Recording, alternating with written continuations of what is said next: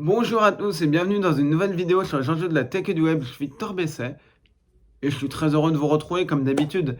Alors aujourd'hui, on va parler des avis de disparition que vous avez peut-être vu, avis de recherche sur Twitter, ça circule pas mal. Vous pouvez par exemple en voir régulièrement où on dit mon fils a disparu, ma fille a disparu, mon cousin, ma cousine, peu importe, a disparu, je suis très inquiet, il répond plus, est-ce que vous pouvez m'aider?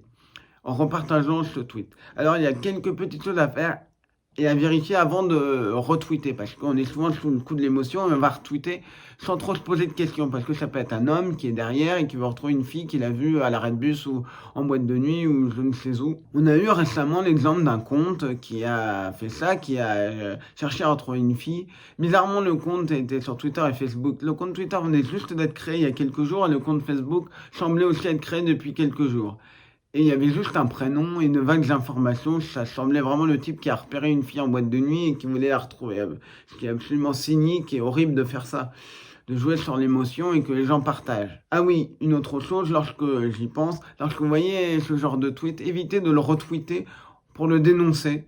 Parce que ça va donner de l'importance à ce genre de compte et ça va faire gonfler l'algorithme et donc il va être peut-être avoir plus de chances d'être vu. Ce qu'il vaut mieux faire, c'est une capture d'écran ou soit une archive dans les archives d'internet, le webback machine. J'ai déjà fait des vidéos là-dessus. Mais qu'est-ce qu'il faut vérifier avant de partager ce genre de tweet et être sûr que c'est bien un véritable, malheureusement que c'est bien quelqu'un qui a disparu? Bah déjà, il faut regarder qu'est-ce que dit la personne.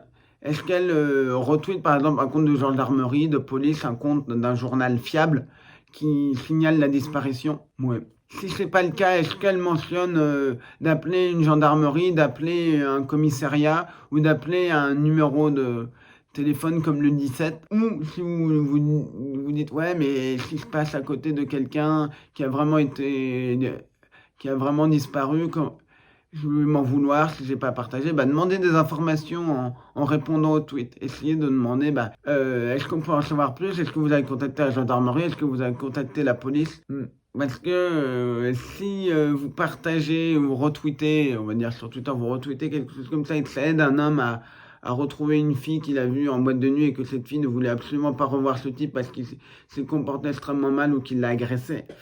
Vous voyez, c'est quand même très embêtant. Donc faites très très attention à ce genre de message qui peut vous piéger. Donc voilà, faites très attention à ça. On se retrouve normalement mercredi prochain pour une nouvelle vidéo. Sur quoi? Les enjeux de la tech et du web.